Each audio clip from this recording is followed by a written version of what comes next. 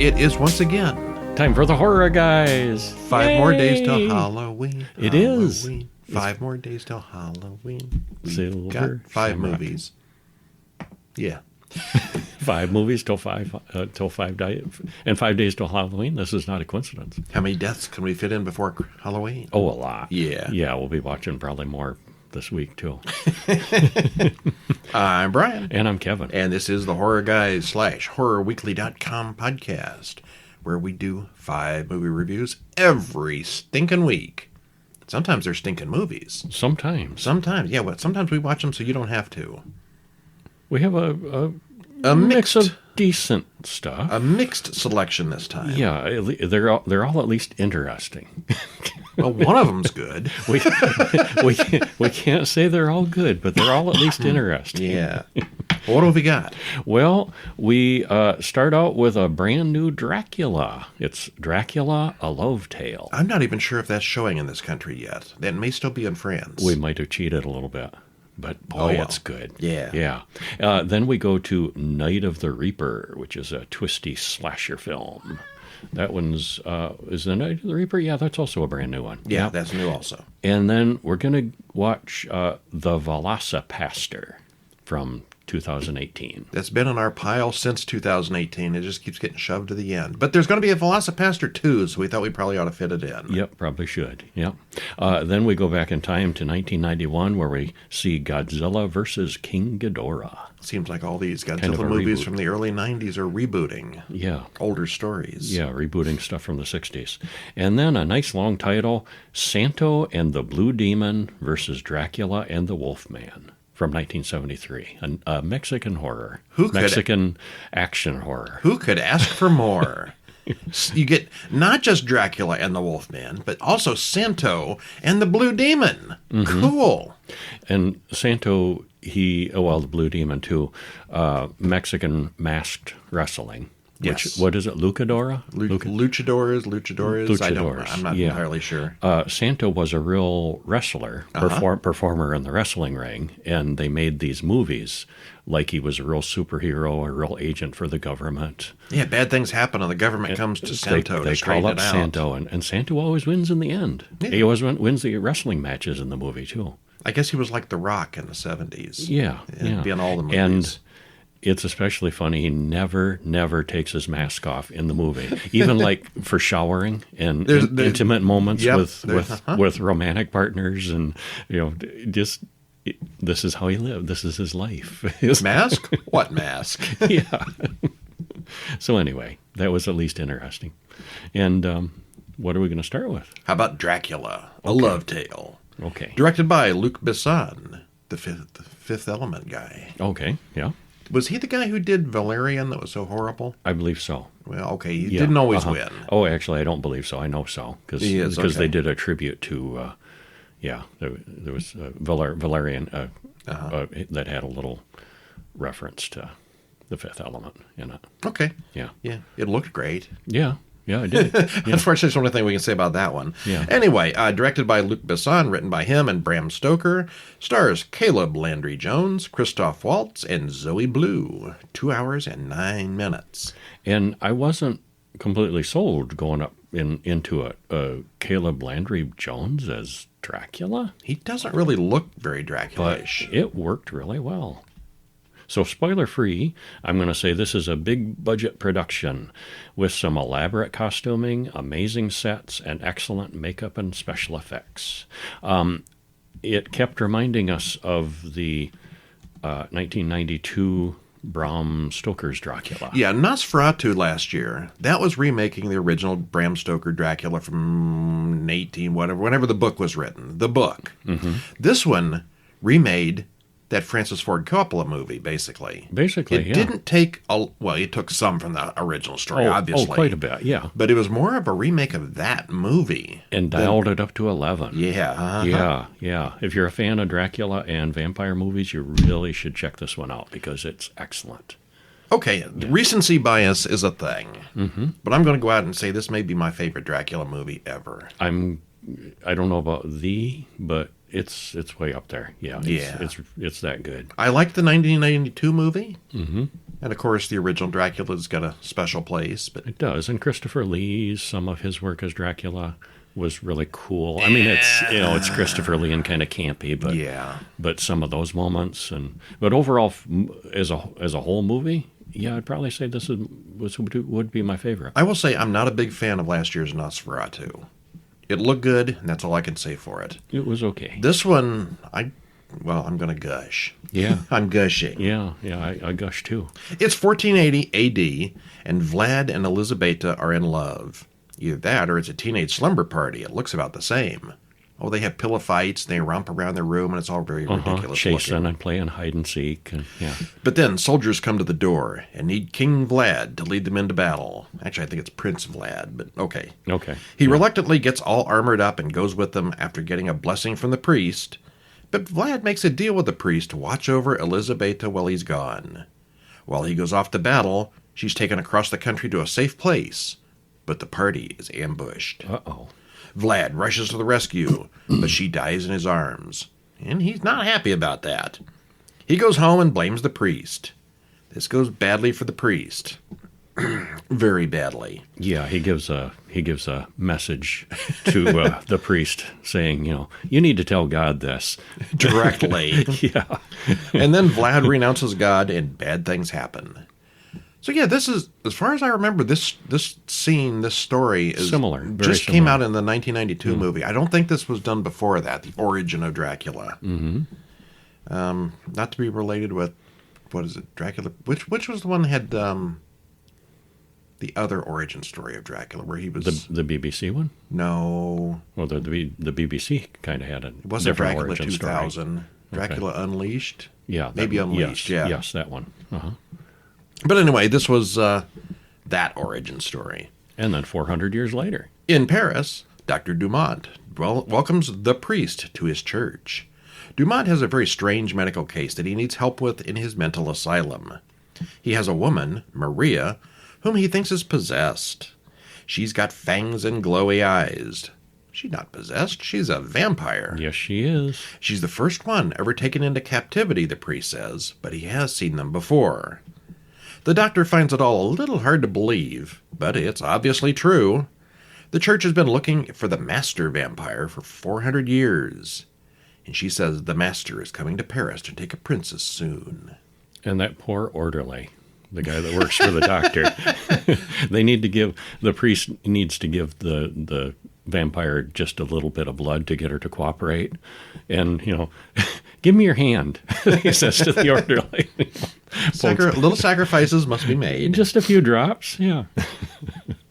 Yeah, so anyway. There's more sacrifices later, too. Yeah. It's got a lot of similarities to the movie and the original story, but they've changed some of the names. They've deleted some of the characters. Mm-hmm. I think it's much more smooth line, and it's much more focused on the romantic side of it. Yeah, it is very much. The priest is clearly a Van Halen. Van Helsing character, uh-huh. Although he's never named in the movie, and he's not over-the-top crazy like Anthony Hopkins was. Mm-hmm. Yeah. Or, who was the guy last year? In Nosferatu? Yeah, Willem Dafoe. Oh, Willem Dafoe. Yeah, those guys both played it very over the top and almost crazy. Would you follow those guys to Transylvania? Heck no. No. This priest is very rational, very logical. Soft-spoken and very scientific, detective-y. Yes, good. Yeah. Well, anyway, there's a lot borrowing from Bram Stoker's movie from 1992, and I mean a lot. Even the music seems stolen from the film. Yeah, a little bit. There's a perfume though that was added. Yeah, that's new. That's never happened. Yeah, Dracula makes the ultimate perfume. that people cannot resist him, and he combines it with his mind control, and they literally make some dance. And it sounds ridiculous, but it's really cool. Yeah, it is. Yeah, I expected to rag on this quite a bit for being a ripoff, but it's actually very good. Mm-hmm. It has a lot of intentional humor, like the dancing you were talking about, which is probably the best thing about it. It does not take itself super seriously until it does. Big body count.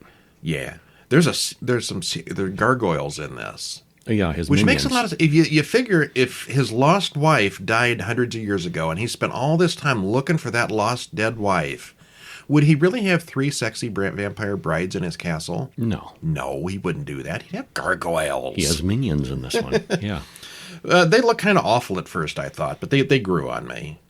The sets and makeup are impressive. The actors, with the exception of Caleb Landry Jones, are all actual, genuine, authentic Europeans, so everyone does the proper accents. And I thought his accent was fine. Oh, he was fine, yeah. I'm just saying he wasn't a European. He's from Texas. Totally faking it. Yeah. It's not that hard to do a Romanian. Yeah. Yeah.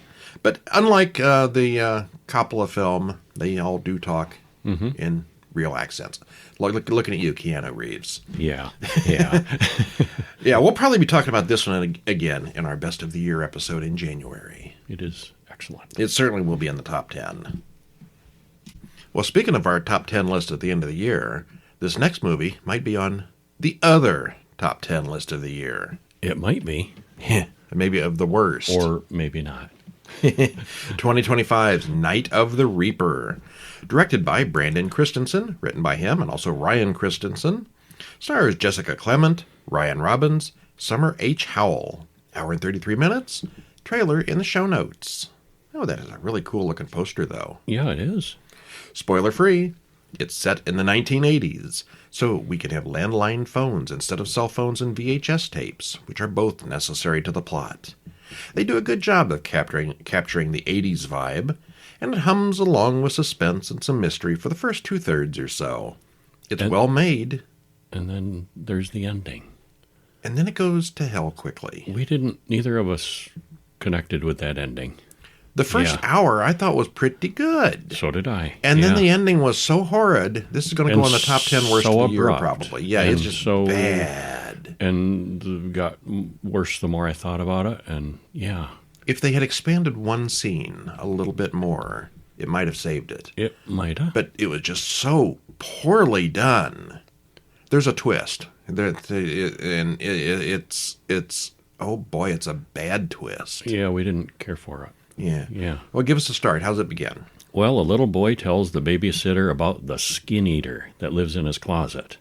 And as the babysitter leaves them alone, we soon see that this couldn't be more 80s if it tried, and it's trying real hard. Yeah. Yeah, at least until the parents come home and open the garage. Whoop, no, wait, that's not them. The garage door just opened on its own, apparently. Or did it? Well, the sitter goes out to smoke, finds a dead dog in the street. When she goes inside, she finds a note. You're pretty. Spelled wrong. Yeah, grammatically incorrect. So she assumes it's the kids, but the weirdness continues.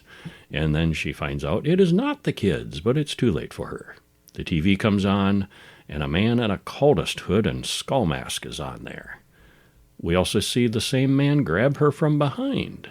And then credits roll as the grainy VHS style footage continues. Okay. Yeah. It's the 80s. Sure is. Well, Dina has come back to town. She talks to Chad and Willis. She's decided on criminology for her major. Dina goes to see her hyper friend, Hattie, but she hasn't gone to see her parents yet. Hattie babysits for Sheriff Rodney's kids, and she's hoping he'll marry her eventually. Well, Sheriff Rodney finds a package outside a door that's got no label on it. It's a delivery. It's a delivery, but nothing on it. Well, inside he finds a garage door opener, which upsets him. And he and the deputy test the opener on the house where the pre-credit murder happened, and it's the same one that opened their garage door. Yeah, the babysitter thing was a year or two ago, and they didn't solve it, and they knew the garage door was involved, but here comes the garage door opener, new evidence. Just shows up, yeah. Well, Dina finally does go home to her parents and talks to them, but her father doesn't respond to her at all. Hattie calls and says she's sick, so could Dina do her babysitting gig tonight? Well, Sheriff Rodney gets a videotape in a box, another unmarked box, at the office, and it shows a camper being killed by the same guy who did the babysitter. Oh, there's more than one. And they didn't even realize for sure that the camper was a murderer. The sheriff always thought it was fishy, but the official decision was that it wasn't murder. Well, now it clearly is, yeah. The sheriff said that Connor Davis died in the woods 2 years ago, and they assumed it to be an accident. He was always suspicious about it. He and Deputy Butch find Officer Liz on the road bearing a dead dog. And she's, what, a park ranger? I think so, yeah. Yeah, not an officer of the law. But the two men drive on to where Connor's body was found 2 years ago. and they find another box there waiting for them. This box has a videotape showing Emily the babysitter's death. Also, in the video is Chad's van, which shouldn't be there. Ah, a clue. Yeah. All right, and it devolves. So the sheriff keeps getting clues and tracking down the crime and who's feeding him this stuff. That's part of the mystery. And there's some mystery and suspense, and then that ending happens. So many horror films are starting to do the 80s retro thing that it's starting to get a little tiring. But this one does need it, though, for the videotapes and lack of cell phones. Yeah, it was vital for the plot. Whatever the hell happened, the 70-minute mark was the most incredibly confusing twist I've ever seen. I was lost for a good 10 minutes until they kind of explained things. Even then, it didn't make much sense. And the timing just doesn't work out. The person who did all this had no time to do all this stuff. It made me say, what? I could give you a list of things that make no sense. What's happening? Yeah. I don't know what happened in production, if this was the real ending, but man, it's out of left field. Mm-hmm. Too much of a whiplash. Yeah. Good for the first hour, then straight to Garbageville. This is dumb. Harsh. Garbageville. Wow. Okay, I'm not going to be that harsh on it. But... It's garbage day. Okay. Yeah. Didn't enjoy the ending. Yeah. All right, and then we come to 2018's The Velocipastor. Written and directed by Brendan Steer, stars Greg Cohen, George Schunzer, and Janice Young. Hour and 15 minutes, trailer in the show notes. And this is junk and garbage too, but it's entertaining. It's entertaining and junk and garbage. It's deliberate yes. junk and garbage. They're doing it on purpose. The Velocipastor gets a higher rating for me than Night of the Reaper for sure. Yeah, me too. And, okay, spoiler free, we're just going to quote the imdb.com for the description here. After losing his parents, a priest travels to China, where he inherits a mysterious ability that allows him to turn into a dinosaur. Okay. At first horrified by his new power, a hooker convinces him to use it to fight crime and ninjas. End quote. Yeah. I don't know if we even need a synopsis after that. They do make the most of a low budget here. They really embrace the silliness and fun. It's well put together for what it is, and we were entertained. Yeah. Yeah. I mean, it's an awful movie. It's stupid. But it's fun. It's fun, yes. But it's a fun stupid. Yeah. Pastor Doug Jones gives a sermon at a church. He goes outside where his parents are waiting for him, but suddenly their car explodes. And there's a little thing on the screen that says insert special effect here or something. Insert car explosion. Yeah. Your parents died, Doug. And that's what parents do, consoles Father Stewart. Yeah, he's a great counselor. Yeah. Yeah. But I like how they didn't even put the special effect of the car explosion in. Mm-hmm. They're embracing the low budget. Very. Yeah. Doug's starting to question his faith, so he decides to do some traveling. And credits roll. He goes to China. As he walked through the woods, a Chinese girl... Hey, she's dressed in a Chinese outfit. She must be a Chinese girl in China. Well, she looks Chinese, too. Yes. That gives it away. She runs from a hunter who shoots her with an arrow. The dying woman hands Doug some kind of a claw. Dragon warrior is all she says that we understand. Because that must be Chinese for dragon warrior. Mm-hmm. Yep. Somehow, Doug gets cut by the claw, and everything changes. Uh-oh, blood on the claw. Uh-oh. Back at Doug's church now, he's having nightmares. Father Stewart doesn't think much about it. As he staggers outside, he passes Carol, a prostitute, getting yelled at by her pimp. Night falls. Doug looks at the full moon. He's in a lot of pain, but then he roars and his eyes change. He's in the same park where Carol is working and kills the man who is robbing her. Except he's not Doug anymore. He's a vicious dinosaur. He is the Velocipastor. Oh, it is a terrifying-looking beast, too. Yeah. Well, the special effects, when there are special effects, are probably the worst I've ever seen, which are hilarious and intentional in themselves. That dinosaur, though, especially at the end. Mm-hmm. Wow. Yeah. When it goes on a full-out rampage, killing a group of ninjas. The whole thing is clearly intentionally goofy, from the concept right down to the acting and the dialogue. The story itself is straightforward and easy to follow, and although it's silly, it does make perfect sense. And it's stupidly good. Mm-hmm. Yeah, it is. Looking forward to the sequel soon. Mm-hmm. Speaking of sequels, here's almost a remake of Godzilla versus King Ghidorah. This is not the one from the 70s or 60s or whenever it was. This is the one from 1991. Directed by Kazuki Amore and Koji Hashimoto. Written by Kazuki Amore. Stars Kosuke Toyohara, Anna Nakagawa, and Megumi Odaka. Hour and 40 minutes. Trailer in the show notes. Now, let me read the spoiler-free so that you can read the names and the descriptions. I love these posters. Yeah, this poster is awesome. Yeah, I'd love to have that on the wall. Yeah. Yeah. Well, it starts out with a deep-water submarine discovering the body of King Ghidorah, way in the future. And then a flying saucer appears in the sky over Japan in modern day, of the modern day of 1991. Things build from there with time travel back to the 1940s and the origin of Godzilla and the origin of King Ghidorah, too. And, of course, there's a giant creature battle along the way. So it's a big story this time and kind of on the silly side, but pretty entertaining overall. And I will say I'm a little baffled by the time travel. There's things happen that shouldn't happen and things happen that did happen, and it's wibbly-wobbly, timey-wimey. Yeah, the time travel here doesn't really make sense. Don't think about it too deeply. Yeah. I mean, it's a Godzilla movie. Yeah. Well, it's 2205 AD, and the submarine searches the ocean floor. They find what looks like a dinosaur head. And then they find another. Yes, they've located King Ghidorah, who we're told used to have 3 heads, but we only see 2 now. And credits roll. 1992 AD. You know, the far future from when the film was made. Right. And we see a flying saucer above Japan. It's a full-on mass UFO sighting. Kenichiro works for the Super Mystery magazine. Doesn't want to write about silly UFO stories. Elsewhere, an old man rants that dinosaurs will one day return to save us all from disasters. Oh, yeah, I'm sure he's saying. And then he's arrested. And he claims a dinosaur protected him and his squad in World War II. There's no record of that encounter, and no one would have believed him anyway.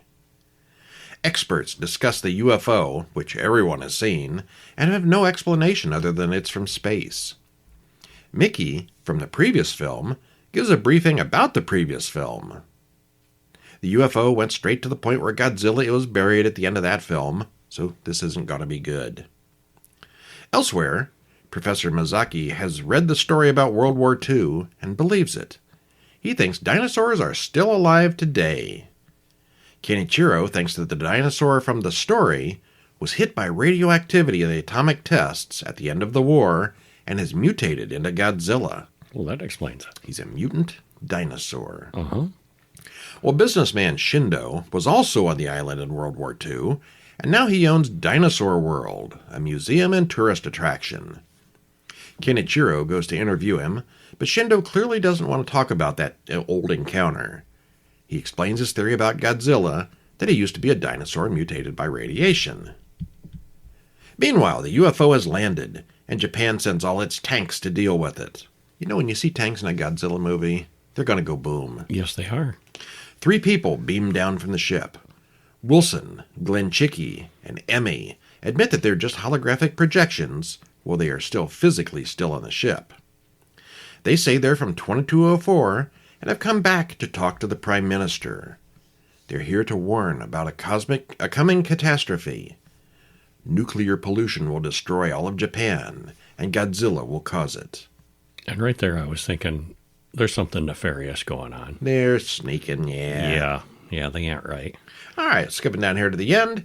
I think this may be the first time that Godzilla actually had an origin story that more or less made sense. Yeah, and King Ghidorah, too. You know, he's always been somehow nuclear-based, but where did he come from? Mm-hmm. And I really thought it was, and it took me a while to realize that they're in the future, and they find King Ghidorah at the bottom of the sea with 2 heads. Who died at the end of the earlier part of the movie. Well, yeah, but they also show, the battle where Godzilla took one of his heads off. Mm-hmm. Yeah, and then later, King Ghidorah is still alive with the 2 heads. They revive him, give him a cyborg head. So Godzilla can battle him again. Yeah. We're all over with the time travel here. Yeah. Yeah, well, anyway, Godzilla had the origin story, but at least it starts that way, but with time travel, it's a little sketchy. They alter the origin story so that Ghidorah is made instead of Godzilla. So there shouldn't be a Godzilla, and yet there is. Yet there still is. We don't know. Yeah. As always, the special effects are just slightly improved from the previous film, and the character Mickey makes another appearance, but she's the only one from earlier films. And you looked it up. She's like in the most Godzilla movies of any of the characters. Yeah, that character is, yeah. With time travel, androids, and beams and lasers and shooters of all kinds, it's way more sci-fi than most. It's pretty decent. Mm-hmm. Yeah, I enjoyed it. You would like to have a Dorat for a pet, wouldn't you? I would, yeah. These little gremlin-type creatures. Yeah. Well, they bring back 3 of them to the past. I thought there was just going to be a little merchandising thing going on Ghidorah's there. got 3 heads. But there's more to it than that. That's not a coincidence. Yeah. Yeah. And that takes us to 1973's Santo and the Blue Demon versus Dracula and the Wolfman. Santo e Blue Demon contra Dracula e el Hombre Lobo. Oh my. It's even longer in Spanish. Yeah. Directed by Miguel M. Delgado, written by Alfredo Salazar, stars Santo. Yeah, that's his real name. Yeah. Alejandro Moreno and Aldo Monti. He had a real name, but I'm sure he did, that was yes. his performer name. Yeah. Hour and 30 minutes. Trailer in the show notes. Same with the Blue Demon. I'm not sure. That might be the whole movie. I don't remember. Well, we begin with a wrestling match between Santo and the White Angel. Santo wins the first fall. The Angel wins the second. Yes, Santo is a Mexican wrestler. Mm-hmm. Meanwhile, we cut to a crypt. A man prays to Satan. They're not fooling around here. They go straight to Satan with these things. Yeah, they do. Talking about how there have been 7 eclipses since the magician Cristaldi killed Count Dracula and the werewolf. Tonight, the blood of another Cristaldi will spill. We see Professor Louis Cristaldi with his family, daughter Laura and a granddaughter. They talk about the wrestling match and wonder how it ended. Santo wins. He did. Yeah, Santo always wins. As Santo goes back to the dressing room, he's told that his girlfriend Lena's uncle has something important to tell him. Then they go to see Professor Cristaldi. And if you've ever seen classic professional wrestling, that's how it was, especially in those days. They would have the hero character and a villain character, kind of, and the hero almost gets defeated. They always lose the first round. You can always tell who's going to win. Yeah. That's just how these were back then, especially. You say back then. I think it's kind of the same now. Now it's somewhat the same, but back then it really was. Without all the flashy lights and music that they have now. Yeah. Anyway, Cristaldi has gotten a note saying it's time for him and his entire family to pay their debt. The power of the Avengers reaches everywhere. Okay, that's ominous. Yeah. Both Santo and Laura thinks it's just a tasteless joke, but the old man thinks otherwise. He reads from a book about Count Dracula making an alliance with the king of the werewolves to dominate humanity. Their ancestor, Eric Cristaldi, found out about the plan and stopped it, killing Dracula and the werewolf with the magic dagger. Dracula swore to return, and all signs point to it happening now. Uh-oh. Cristaldi is a scientist, but since there are things that science cannot explain, he believes all this. He even has the dagger. He's old, so he's not afraid for himself, but he is worried about his daughter, granddaughter, and niece. Santo promises to protect them, because that's what Santo does. Yes, and he does successfully. And there are vampires, and there are werewolves, and there are wrestlers of all kinds, and hijinks in between. Yep. All right, well, the wrestling matches are very obviously done on a set with no real audiences or spectators, but we can hear cheering and the announcers talking about the fans, so it's supposed to be a crowded auditorium. Now, some of the Santo movies are clearly, real wrestling matches done in a real arena. Mm-hmm.